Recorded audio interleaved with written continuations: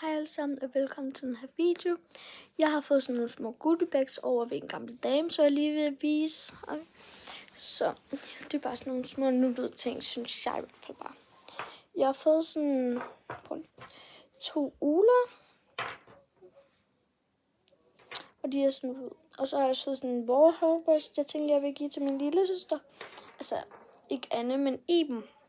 Og så har jeg også fået sådan nogle trold der er oven på hinanden, sådan. Og så har jeg også fået sådan nogle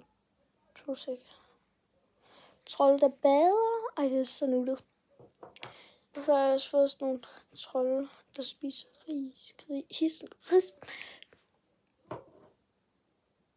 risengrød.